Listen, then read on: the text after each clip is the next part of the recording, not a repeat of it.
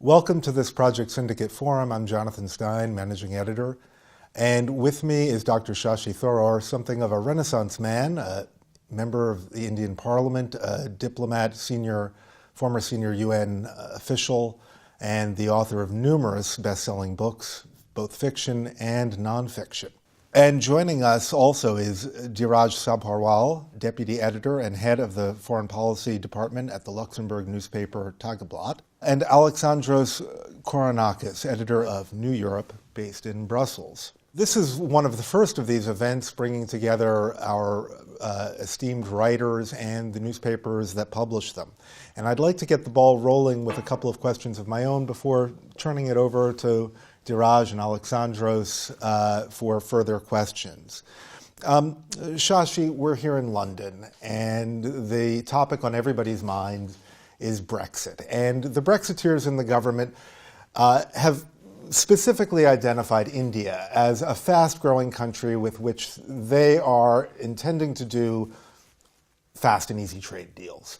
What's your reaction to this ambition of post-European Britain?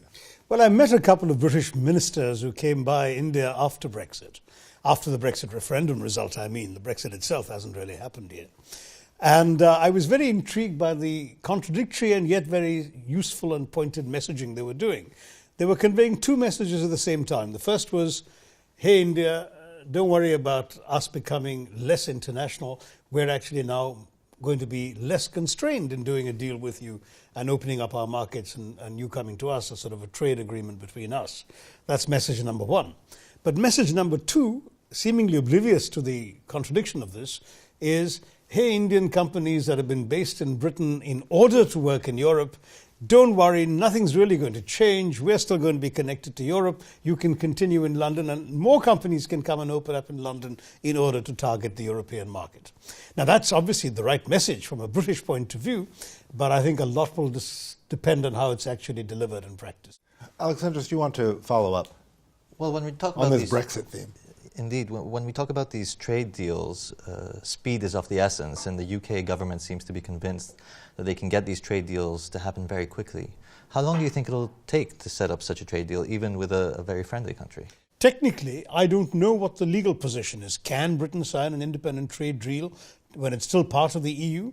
I think it will have to wait until it's actually got its Brexit finalized, and that means it could use that time to prepare very effectively the ground for a possible deal immediately afterwards.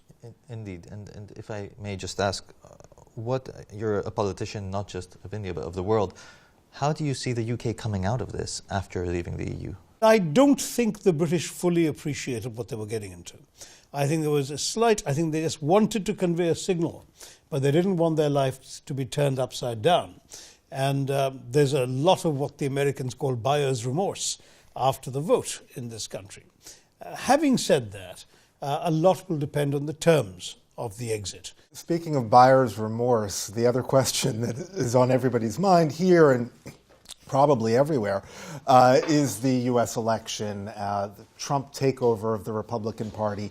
Now, it's looking less and less likely that Trump is going to win, but it's still possible. And I'm wondering, do you see any parallels between Trump and Prime Minister Modi in India? Both seem to be feeding on nationalism and populism. What's your take? I wouldn't go that far because I think their styles are actually quite different. But there is, if you like, a trend in world politics that does link them.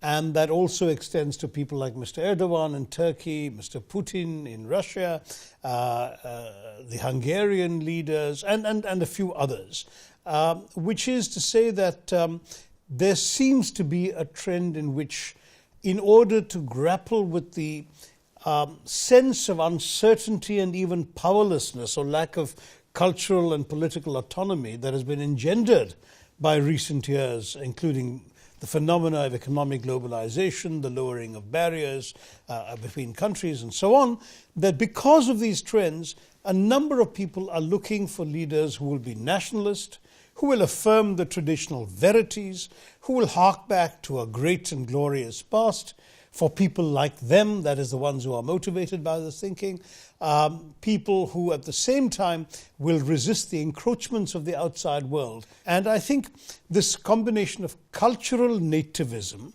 a certain muscular reassertion of the greatness of your own country, and at the same time a considerable suspicion of foreign influences, whether economic, whether cultural, whether personal. Those trends are visible in all these leaders and in the support bases of all these leaders. One could have added Ms. Le Pen in France as well. And so on. Let me just press you a little bit on India. Is it set on a path of intolerance? You've written several articles for us at Project Syndicate on prohibition, cow vigilantes, homophobia, censorship. Is Modi, releasing forces that he may not be able to control? Are we in a sort of sorcerer's apprentice kind of dynamic? One can't reproach the government. The government hasn't specifically taken any negative steps, but by condoning these tendencies throughout the country, throughout northern India in particular, I believe that they have permitted certain forces to run rampant, which they will in the long term wish they had not. Well, let's bring in Dhiraj. What would you like to Sure. put to Shashi? Speaking about Modi and nationalism, I think it's much more important to talk about foreign policy with Pakistan, the relations. If you look at something you have said, you were always promoting the idea of India has a state with an army, but Pakistan has an army with a state. Right now, the Uri conflict, everything is escalating. Do you feel that India is not trying to wage in on that kind of nationalism to promote much more conflict and not diplomacy? What's your take on that? People in India have felt rather helpless about the fact that for 25 years now, we have seen repeated terrorist attacks from across the border, ranging from a half a dozen victims to the horror of 26/11 in Mumbai in 2008, when 166 civilians were killed in 2-3 days of sustained rampage by terrorists from Pakistan. But is this going to escalate? I mean, what is the danger? You've got two nuclear states. What actually But you see, is the can danger? you accept a situation where one nuclear state repeatedly unleashes a weapon like terrorism, feeling secure that there will not be any retaliation for it because they're a nuclear state? I mean, that is, in a sense, a form of nuclear blackmail that no self-respecting state can indefinitely tolerate. So I think what India's done is actually a calibrated, measured, and proportionate response. And you note in your recent column that it really seems to have taken the Pakistani military off guard. I mean, they caught them off guard. Because for so long we haven't done anything like this, and even when there have been cross-border incidents, neither side has gone out of its way to publicize it in order to dampen down the situation getting out of control. This government, this time, decided they would not only would they not keep it quiet, they would actually make a public announcement with some operational details, not too many. And this has, in fact, actually energized the Indian public into feeling that the right signal has been sent to Pakistan, namely, don't keep doing this, because every time you do it, now we're going to do it back to you. And ultimately, two can play this very unpleasant game. It's been nearly a decade since you left the United Nations, having come close to becoming Secretary General. And while you were at the UN, you overlapped with Antonio Guterres, who's the Secretary General designate. What do you make of him? Is he the right man at I the think right so. time? I think so. He's a good man. He's a competent man. He was an effective UN High Commissioner for Refugees, which is, of course, a particularly appropriate background to have in today's world. He's also somebody who I think has demonstrated through these 5 ballots that he has pretty widespread support, which is very necessary in a job like this. It's got to be, he led every single ballot, which is unusual. And what is striking with that is that means that he had a significant number of non-permanent members backing him all along. And you had a follow-up question on this. Well, on the UN specifically and the race to the Secretary General, we've been following quite closely, especially with the 2 Bulgarian candidates who, in the end, faced off. Do you think that cost Bulgaria possibly the seat, given that current Vice President Georgieva was No, quite I a strong think contender? they had their best candidate in the fray in Irina Bokova. Look, the conventional wisdom, which I myself articulated in a column in Project Syndicate as far back as a year ago in September 2015, was that you would have an East European Secretary General because East Europe's turn was widely accepted, including by the West. by Western Europe, and on top of that, it would have to be an East European candidate who would not attract a Russian veto, because so many of the other East Europeans were seen as too pro-Western recent years, plus that a woman would be desirable. Now, you had one candidate who ticked all these three boxes and had a fourth box of actually having run a UN agency for almost 2 terms. The problem with Ms. Georgieva was she was one of these East Europeans who's seen as more West European than East. And I think she would have run into trouble with some of the Eastern countries. It just so happened that Mr. Guterres, who you can't get more West European than Portugal, but there he is, surprised everybody. And now he's the 4th West European Secretary General. I mean, no region of the UN has actually had as many. They were already ahead of the rest with 3. Africa has had 2 and everybody else has had 1. So East Europe really seemed to be ready for its turn. But they'll have to wait another 40 years to find out. Siraj, you had a question as well. Maybe an evergreen about United Nations Security Council. If you look at how they deal with Syria, don't you feel that it's right now, because it has been going on for 50, 60, 70 years, about the debate, when will they reform in a way that also countries like India and everybody can have their word? Right now, do you feel that a Security Council reform is tactable or anywhere near possible? It's sadly nowhere near. And I still remember I was at the UN when Mr. Boutros Ghali in 1992 declared that Security Council reform had to be done and dusted in time for the 50th anniversary of the organization in 1995. Well, the 60th anniversary has gone by, the 70th anniversary has gone by, and we're no closer. But my worry with this is not just that it hasn't happened and that India, as a result, left off the high table. My bigger worry is that the longer this carries on, the more irrelevant the Security Council's composition will appear to others, and therefore the greater the risk that its decisions will lose in legitimacy because they're not seen as made by a body that is sufficiently representative. Can you imagine, for example, 10, 15, 20 years from now, any South Asian country being sanctioned by the Security Council with India not being consulted? Do you think India will feel honor-bound to follow the Security Council decision? What happens if a major country ignores a council resolution, a sanction in particular, which is binding? The same perhaps for a country in Southern Africa, with South Africa not at the table, or a country in Latin America with Brazil not at the table, and so on. Alexandros, you have a... Well, I wanted to move to Syria a little bit, because what we've seen is a long conflict that started from civil unrest, the civil war, to now this international conflict, and the refugee crisis that has stemmed from it. Europe is in conflict internally about how to deal with that. We have the European institutions which have an approach that they've tried to put forward successfully in theory. In practice, the member states haven't followed through. What's your vision for a long-term resolution of this conflict? We're looking to a political solution, but then what? And the refugee crisis. Well, I'm very sad to say that I don't believe there is a solution possible. Even if the war were to miraculously end tomorrow, which, as you can see, is nowhere near happening, the country is no longer the country that it was before the war started. Populations have been displaced colossally, both internally and externally. If you want to send Syrian refugees back home, they may no longer have a home to go to, or that home may exist, but it be in the hands of people who are inimical to those who've left. You may actually have a humanitarian crisis with no apparent solution for the foreseeable future. Do you expect that these millions of displaced children, either within Syria or outside Syria, do you think they will ever return to try and rebuild? To be honest, I don't think so. I think what we are going to have to see eventually at war's end would be a few returning who are willing to do so, but otherwise a massive regional and global resettlement effort.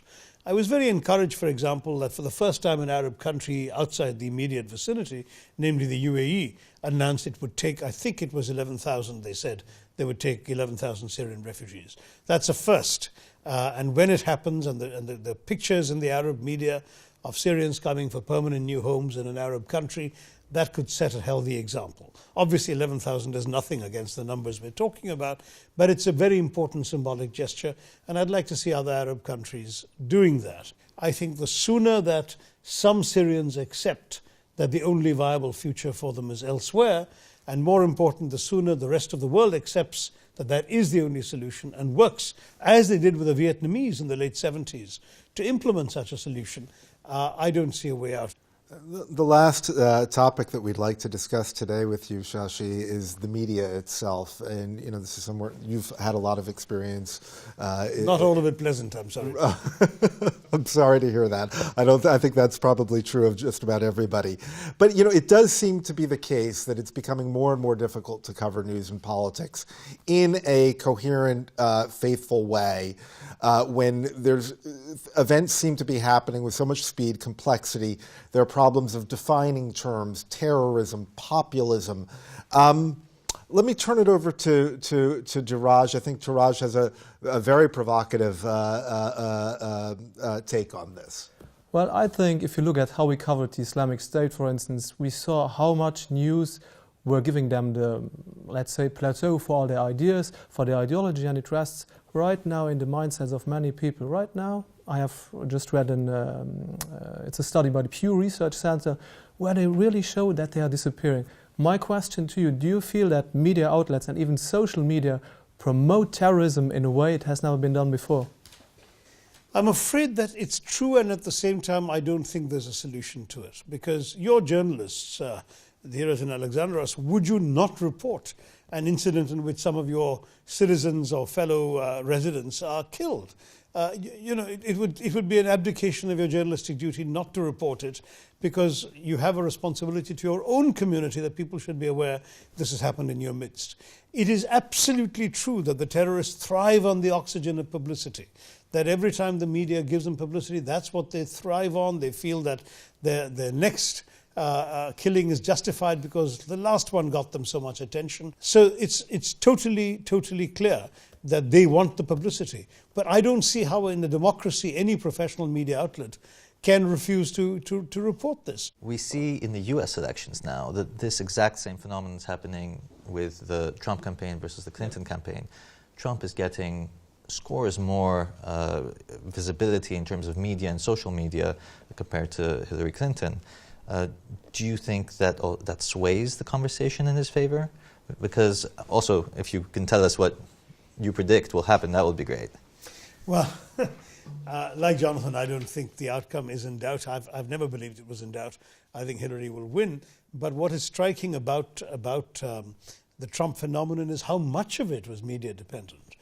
There was a famous episode that got revealed a month or so ago where Colin Powell refused to participate in a television discussion on a leading network on Mr. Trump's candidacy, saying, "You people have given him too much publicity already, I will not participate." Of course, the show went ahead without him. So one person saying, "No, I'll opt out," doesn't help.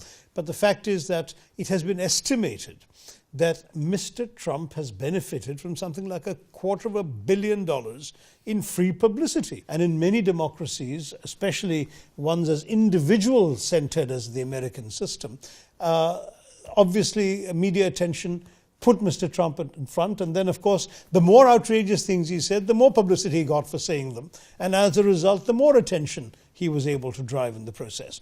Quite extraordinary. I think that when you look at it, again, the media will turn around and say, we couldn't have done anything different. If a politician contending for president says some of the most incredible things in the world that he has said, how can we not report it? George W. Bush was positioned as somebody that you'd like to have a beer with. Yeah. Right? And this was precisely it. Somebody that, do you want to have a beer with your president, or do you want somebody will the president ever have time to have beer with you?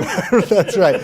I think that wraps it up, I think, for today. I'd like to thank our guest, Dr. Shashi Tharoor, Indian MP and renowned author, and our guest editors, Dhiraj Sabharwal of Tagablat and Alexandros Koronakis, editor of New Europe in Brussels. Our next PS Forum will be with Lord O'Neill, former chairman of Goldman Sachs Asset Management and former UK Treasury Minister, Anatol Koletsky, the chief economist of Gavkal Dragonomics, will be in my seat. Thank you for watching.